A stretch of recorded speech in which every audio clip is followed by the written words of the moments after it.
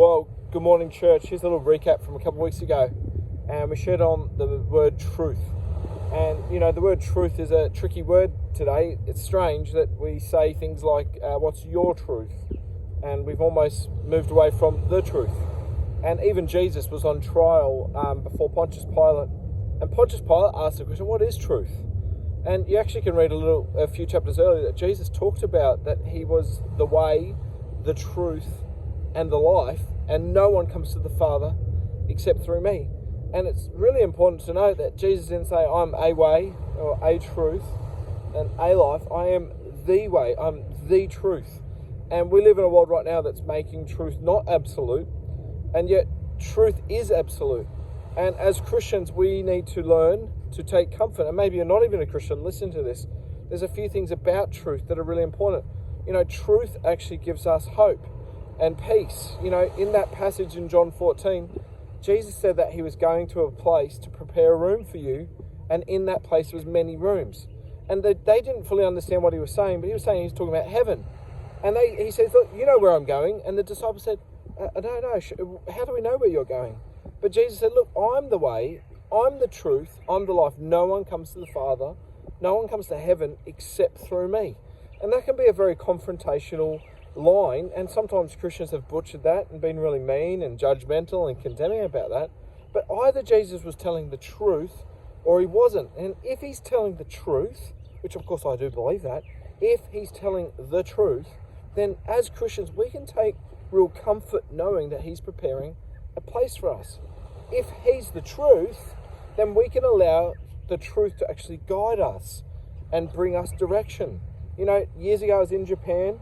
Man, I was so glad that we had Google Maps and Google Translate. Because without that, I don't know. I mean, we could have asked, I guess, local citizens which way. But man, that train system isn't just get on at one stop and get off, one train and get off another. I mean, you're changing trains several times to get to a destination sometimes. And we've got to allow the Word of God to bring direction. And if we don't have the Word of God in our lives, we're not necessarily going to have that direction. And that's why we might not have the conviction about the truth. Another thing about the truth is that we should allow it to bring correction at times. And we live in a world right now where anything goes. And if you want to believe something, you can. I'm in horror of watching this attempted assassination on former President Trump. And yet there's people already bringing out all sorts of conspiracy theories and almost trying to suggest it's not even true. And it's like, how can it not be true? I mean, we've got camera angles, we've got live feeds. I mean, if people don't believe that happened, you can understand why people don't believe that the resurrection of Jesus 2,000 years ago wasn't true. And yet here we are in the 21st century wondering what is true.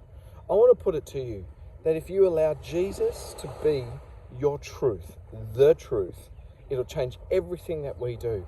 I allow the Word of God to bring me peace. I allow it to bring me comfort, I allow it to bring me direction, and I allow it to bring me correction. And then finally, I don't know who you are listening to this, I would allow the Word of God, the truth of Jesus, to actually bring you a warning.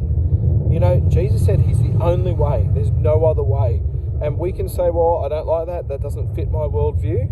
I understand, you can choose whatever you want, that's free will. But Jesus was saying, hey, I've got this invitation that if you want to be part of the truth, I am the truth. And so I pray you'd put your trust in Jesus. All right, God bless you all. The planes are taking off. It's going to get noisy. Okay, bye.